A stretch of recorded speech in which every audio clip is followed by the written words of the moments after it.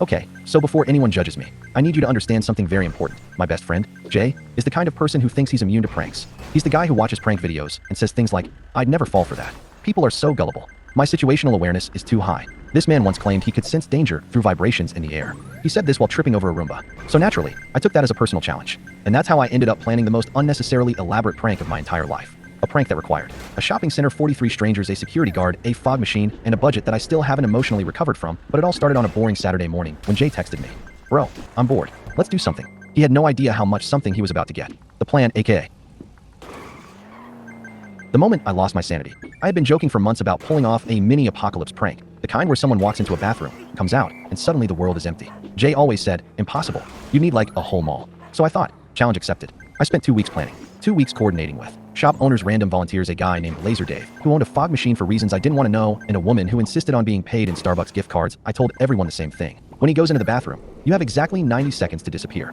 Shops would close their shutters. Lights would dim. Music would cut. People would scatter into staff rooms, storage closets, emergency exits, anywhere out of sight. The goal was simple. Jay walks out of the bathroom, and the entire shopping center is empty, silent, still, dead, like the opening scene of a zombie movie, but without the zombies. At least, that was the plan. The setup: we arrive at the shopping center around noon. It's busy. Families, teenagers, old people walking like they're in a race they didn't sign up for. Perfect cover. Jay has no idea. He's just excited because there's a new bubble tea place. We walk around for a bit, and I'm trying to act normal, but inside I'm sweating like a guilty raccoon. Every time I pass one of the volunteers, they give me a subtle nod, the kind of nod people give in heist movies right before everything goes wrong. Jay doesn't notice any of it. He's too busy complaining about how the pretzel stand never salts them evenly. Finally, the moment arrives. Jay squints at a sign and says, "Bro, I need to pee. Be right back." I swear I heard angels singing. He walks into the bathroom. I grab my phone, open the group chat titled Operation Oops, the World Ended, and send the message, "Go." And the mall transforms. Shutters slam down. Lights flicker. Music cuts mid-chorus. People scatter like someone yelled "free money" in the opposite direction. Within seconds, the entire place is empty, silent, eerie, perfect. I take my position behind a pillar, ready to record the moment Jay steps out and realizes he is the last man on earth. My heart is pounding. My hands are shaking. My soul is vibrating. This is it. This is the prank that will go down in history. The bathroom door creaks open. Jay steps out. He looks left. He looks right. And then he says, "Hello?"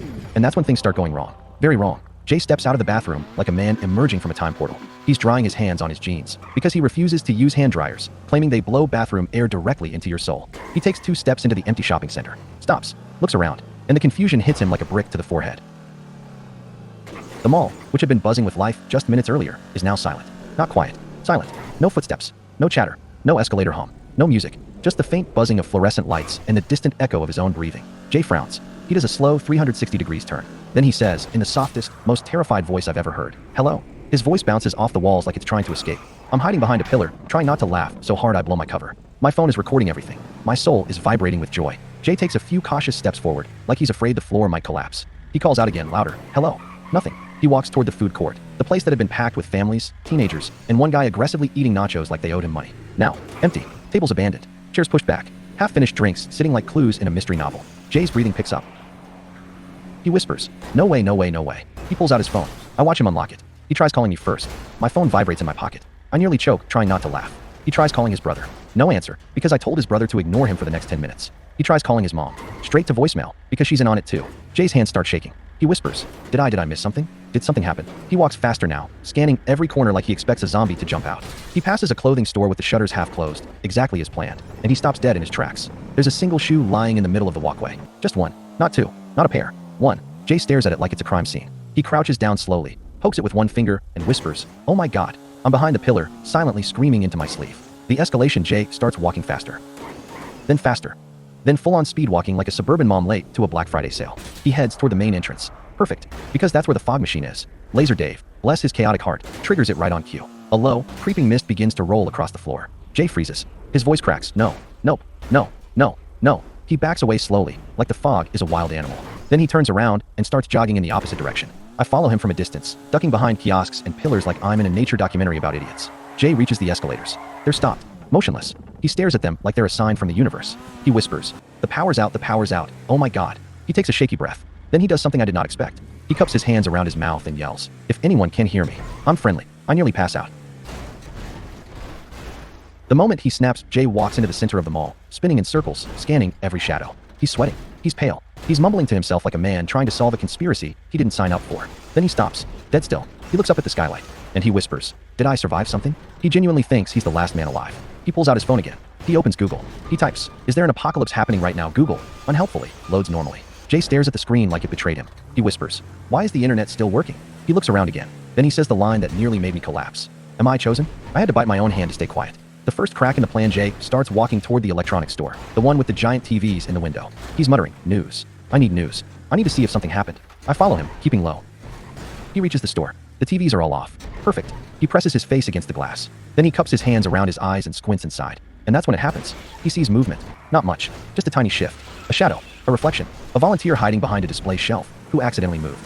Jay jumps back like he's been shot. He screams, "I saw you. I know you're in there." The volunteer freezes. I freeze. Jay stares at the store like it's a nest of monsters. He whispers, "They're watching me." And that's when I realize, this prank is getting out of hand. Fast. Jay is standing in front of the electronics store, staring at the shadow he just saw move inside. His breathing is uneven. His eyes are wide. His entire soul is vibrating with fear and adrenaline. He whispers, "They're watching me." And I swear, I almost broke character right there. But I stayed hidden behind a kiosk, recording everything like a wildlife documentary about a confused suburban man in his natural habitat. Jay backs away from the electronics store slowly, like he's trying not to provoke whatever he thinks is inside. Then he does something I did not plan for. He grabs a mop. Not a weapon, not a tool, a mop. He holds it like a spear. He whispers to himself, "If this is how it ends, I'm not going down without a fight." I nearly swallowed my own tongue, trying not to laugh. The signal Jay looks around the empty mall, scanning for any sign of life. He spots the big open area near the fountain, the one with the giant skylight overhead. He walks toward it with the mop like he's leading a medieval army into battle. He stands in the center, looks up at the sky, and yells, "If anyone can hear me, I'm alive." His voice echoes through the entire building. He waits. Silence. He tries again, louder. "I'm not infected." I choke on my own spit.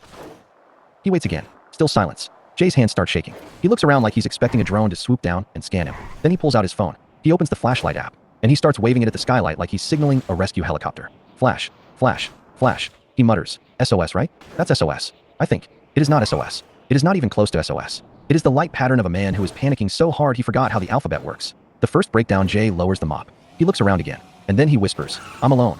He sits on the edge of the fountain, elbows on his knees, staring at the floor like he's contemplating the meaning of life. He mutters, "I knew I should have learned survival skills. I knew it." He looks at his hands dramatically. "Why didn't I take that wilderness course? Why did I skip it for Taco Tuesday?" He stands up suddenly. Okay. Think. Supplies. I need supplies." He marches toward the grocery store. I follow him, ducking behind pillars like a spy with asthma. The grocery store incident. The grocery store is dark. The automatic doors are turned off. Jay pushes them open manually, which already makes him suspicious. He steps inside. The place is empty, shelves full, lights dim, music on. He whispers, "They left everything behind." He grabs a shopping basket.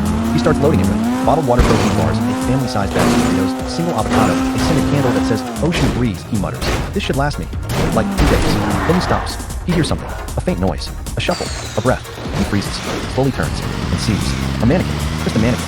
But Jay doesn't know that. He screams, drops the basket, grabs the mop, and charges at it. Not today. He hits the mannequin so hard its arm falls off. He gasps. "Oh my God, there's Dean. I am behind the shelf, silently dying." The security guard almost ruins everything suddenly. A voice crackles over the mall intercom. A voice that was not supposed to speak. A voice belonging to the one person who forgot the plan. The security guard. He says, "Attention shoppers, the mall will be closing in late." Why is it so quiet? Jay freezes. His eyes widen. He whispers, "There's a survivor." He sprints out of the grocery store, mop in hand. "Hello? Hello?" I'm friendly. I sprint after him, trying not to miss him. The security guard, confused, tries again. Is someone still here?" Jay screams, "Yes, it's me. Where are you?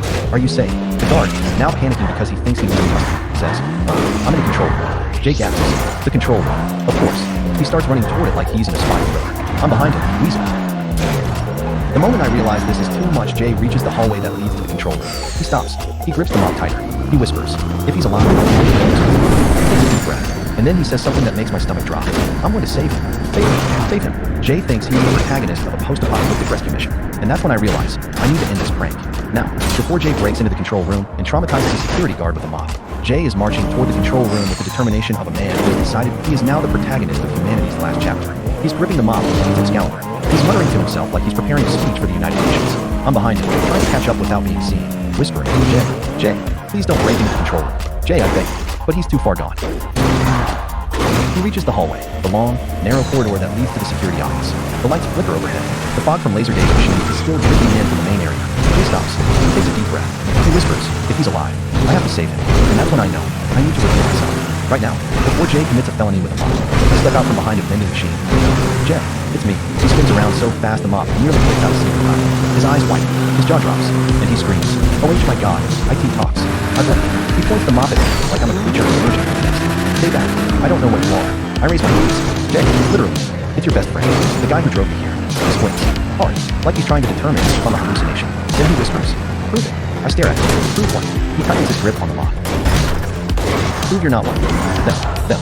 Jay has invented an entire species of all creatures in his head.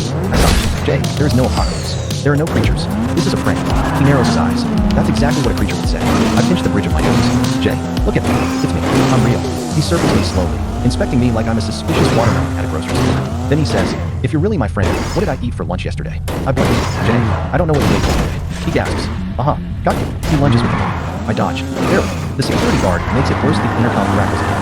The security guard says, whoever is yelling in the hallway, please stop. You're scaring me. Jay freezes. He whispers, he's alive. He's still alive. He looks at me, then at the control room, then at the motor. Back at me. He says, I'm sorry, but I can't trust you. He sprints toward the control room. I sprint after him. The guard inside hears the footsteps and panics. Hello? Who's out there? Jay yells, I'm coming to save you. The guard yells, save me from what? Jay yells, them. The guard yells, who is them? Jay yells, I don't know yet. I yell, stop running. Jay yells, stop chasing me. The guard yells, stop yelling. It is chaos. Pure, unfiltered chaos. The door showdown. Jay reaches the control room door and starts banging on it. Open up. I'm friendly. The guard, terrified, shouts, I'm not opening anything. Jay turns to me. We need to break it down. I nearly faint. No, we do not need to break anything down. Jay raises the mop like a battering ram. I have to save him. I grab the mop. We wrestle for it like two raccoons fighting over a slice of pizza. The guard inside is screaming. Jay is screaming. I'm screaming. The mop snaps in half. Jay gasps like I just killed his only weapon. He stumbles back, horrified. They got to me. I stare at him. Jay, please, listen to me. This is a prank. A prank. A prank. He shakes his head. No prank is this elaborate. I blink. He has a point. The moment everything collapses, I take it. I pull out my phone. I show him the check. Operation. Oops. The world ended messages. Instructions. Volunteers. Screenshots. The whole plan. Jay stares at the screen. His eyes widen. His breathing slows. He whispers, you did all this? I know. He looks around the empty room. The fog. The silence. The abandoned shoe. The mannequin missing on. He whispers again. And not again. He blinks. Then he says, bro, that's the nicest thing anyone has ever done for me. I stare at him. Jay, you thought the world ended. He shrugs. Yeah, but like in a cool way. I want to scream. The aftermath of volunteers slowly come out of hiding. Shots reopen. Lights turn back. The mall returns to normal. Jay stands in the middle of it all, looking around like he's waking up from a dream. He whispers, I really thought I was the last man alive. I pat him on the shoulder. Yeah, I know. He nods thoughtfully. Then he says, we should do this again. I stare at him. Jay, no. He grins. Next time, I walk away. You'd think after believing he was the last man alive, fighting a mannequin, threatening the security door with a mop, and nearly giving himself a heart attack, Jay would want to go home, lie down, and rethink his life choices. No, Jay is built different. Jay is the kind of man who, after surviving the world, looks in the eyes and says, I'm gonna get you back. Not, haha, good one. Not, wow, that was crazy. Not, I need therapy. Just, I'm gonna get you back. And he says it with the calm, full confidence of a man who has absolutely no plan, but 100% committed. I laugh it off. Big mistake. The next day, I wake up to a text from Jay. Wear comfortable shoes. No context. No explanation. Just a threat disguised as advice. I reply, why? He sends back, we'll see. I should have blocked him. The meeting point Jay tells me to meet him at the same shopping center. The same one where he thought civilization collapsed. The same one where he fought a mannequin like it owed him money. I show up, cautiously optimistic that maybe he just wants bubble tea. He greets me with a smile that is 40% friendly and 60%. I have made a terrible plan, and you are going to suffer. He claps his hands together. All right, ready? I narrow my eyes. Ready for what? He grins. A social experiment. No, absolutely not. Jay should not be allowed to conduct anything with the words social or experiment in it. I sigh. Jay, what did you do? He gestures dramatically toward the mall entrance. I call it Operation Reverse Apocalypse. I blink. What does that even mean? He grins wider. You'll see. The moment I realize I'm in danger, we walk into the mall. It's normal. People everywhere. Kids screaming. Teenagers loitering. Old people walking aggressively. The pretzel stand guy aggressively salting pretzels like he's mad at them. Everything is fine. Too fine. Jay is humming. Jay never hums unless he's planning something stupid. I ask Jay, what did you do? He says, nothing. Yet. I stop walking. Jay. He keeps walking. Jay. He turns around, still smiling. Relax. It's harmless. That is the least reassuring sentence in the English language. The first sign we walk past a clothing store. A woman inside looks at Jay, then at me. Then she nods. Jay nods back. I freeze. Jay, why is she nodding at you? He shrugs. Maybe she likes my shirt. His shirt says, I paused my game for this. She does not like his shirt. We keep walking. A man at a kiosk sees Jay. He nods too. Jay nods back. I stop again. Jay, what did you tell these people? He smiles. Nothing. Yet. I am sweating. The announcement, we reach the center of the mall. The same spot where Jay signaled imaginary survivors with his phone flashlight. He stops. He turns to me. He puts a hand on my shoulder. Remember how you made everyone disappear? I nod slowly. Yes. He grins. Well, I made everyone reappear. I blink. Jay, what does that mean? He steps back dramatically, raises his arms. And suddenly, everyone in the mall freezes. Every single person. Mid-step. Mid-conversation. Mid-pretzel salt shake. The entire mall goes still. Silent. Frozen. I stare at Jay. Jay stares at me. He whispers, "Now you know how it feels." I whisper back, "What did you do?" He grins. "I told them all to freeze when I said the code word." I blink. "You coordinated a flash mob?" He nods proudly. "Yep." I look around. Hundreds of people. Frozen. Silent. Staring into the void. I whisper, "Jay, this is worse than what I did." He shrugs. "Revenge is an art." The escalation. I walk up to a random guy holding a smoothie mid-sip. He is perfectly still.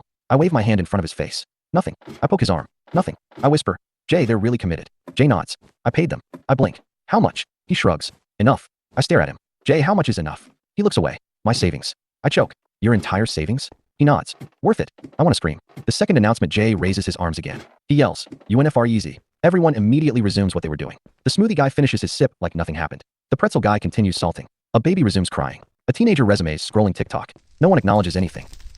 Jay turns to me. "See? Apocalypse reversed." I stare at him. "Jay, you spent your savings to traumatize me." He pats my shoulder. "That's what friends are for." I want to throw him into the fountain. The final twist, we start walking again. I'm still processing the fact that Jay orchestrated a mall-wide flash mob. Then Jay says, "Oh, by the way, that wasn't the whole prank." I stop. "Jay?" "No." He grins. "Phase 2 starts now." I stare at him. "Phase 2 of what?" He points behind me. I turn, and the entire mall, every single person, is staring directly at me. Silent. Unblinking. Expressionless. Jay whispers, "Run." And I do. When Jay whispered, "Run," I didn't think. I didn't question. I didn't negotiate. I ran. Because behind me, the entire mall, hundreds of people, were staring at me like I was the final boss in a video game. They were all speedrunning. I sprinted past the pretzel stand. Past the bubble tea place. Past a toddler who pointed at me and yelled, "Get him." And the worst part? Everyone listened. The entire mall started moving. Not running. Not sprinting. Marching. In perfect synchronization. Like a cult. A cult with coupons. I yelled over my shoulder. "Jay, call them OFF." Jay jogged behind me, laughing so hard, he could barely breathe. "This is what you get." I turned a corner and nearly collided with a group of teenagers who stepped aside in perfect formation, like they were letting a train pass. One of them whispered, "Target acquired." I screamed. The escape attempt. I bolted toward the escalators. Bad idea. They were off. Again. I tripped up the first 3 steps like a newborn giraffe learning to walk. Behind me, the synchronized mall cult marched closer. I scrambled to the top and ran into the food court. Empty tables. Abandoned trays. A single chicken nugget rolling across the floor like a tumbleweed. I ducked behind a pillar, panting. Jay finally caught up, wheezing like a man who had never exercised a day in his life. He bent over, hands on his knees. Okay, I'll call them off." I peeked around the pillar. The mall cult was closing in. I grabbed Jay by the shirt. "Do it now." He raised his hands dramatically and yelled, "UNFREZ 2.0. Everyone stopped, then blinked, then went back to normal mall behavior like nothing happened. A woman resumed sipping her iced latte. A man resumed arguing with his wife about sandals. A kid resumed licking a window for no reason. The mall was normal again. Just like that. I collapsed onto a bench, gasping. Jay sat beside me, grinning like a man who had just committed a war crime and was proud of it. The truce. I stared at him. "Jay, you weaponized a mall." He nodded proudly. "Yep." "You spent your savings." He shrugged. "Worth it." "You made a toddler yell, 'Get him.'" He smiled. "Natural leader." I rubbed my face. "Jay, we need to stop."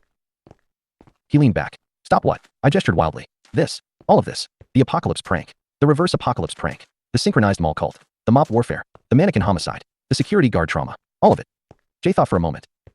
Then nodded. "Yeah, okay. Truce." I exhaled in relief. He held out his hand. I shook it. Peace at last. The final twist. We stood up to leave. We walked toward the exit. Everything was calm. Normal. Peaceful. Then, just as we reached the doors, Jay said, "By the way, phase 3 starts next week." I froze. "Jay?" "No." He winked. "Bring goggles." I stared at him. "Goggles for what?" He walked away. Didn't answer. Didn't look back. Just raised a hand and said, "You'll see." And that's when I realized, the prank war never ends. Not with Jay. Not with us. Not in this lifetime.